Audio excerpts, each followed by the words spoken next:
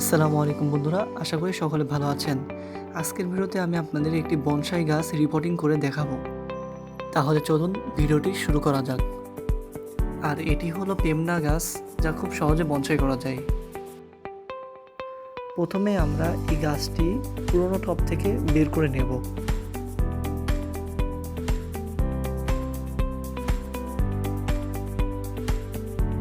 আমাদের বনসাই পটের 2 ভাগের 1 ভাগ মাটি নেব এবং বাকি 1 ভাগ আমরা জৈব সার, বালু এবং কাঠের গুঁড়ো মিক্স করে দেব।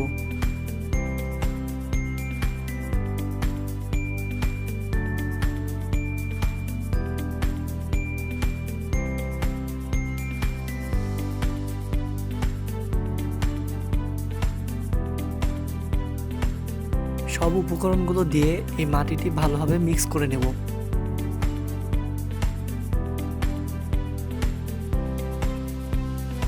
বনসাই পটের নিচের ছিদ্রগুলো সচল রাখার জন্য সালফারের ব্যাগ কেটে 2টি টুকরো ওখানে দিয়ে দেব।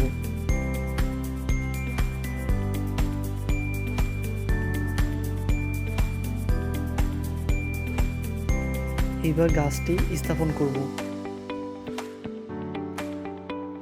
আমাদের তৈরি করা মাটি দিয়ে এবার বনসাই পটটি সম্পূর্ণ করে দেব।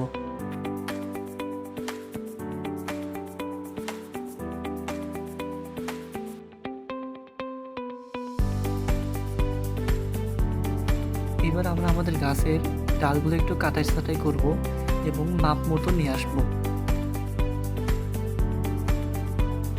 এবার আমরা আমাদের গাছটি ছায়াযুক্ত স্থানে 1 সপ্তাহের জন্য রেখে দেব, যেখানে সরাসরি সূর্যের আলো পৌঁছায় না এমন জায়গায় রাখবো।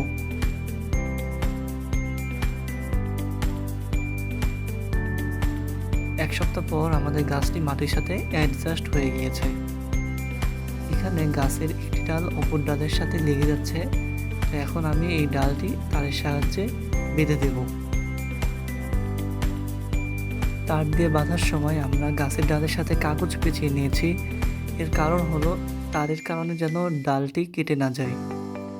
ভিডিওটি ভালো লাগলে ভিডিওটিতে একটি লাইক করে আমাদের পাশে থাকার চেষ্টা করবেন।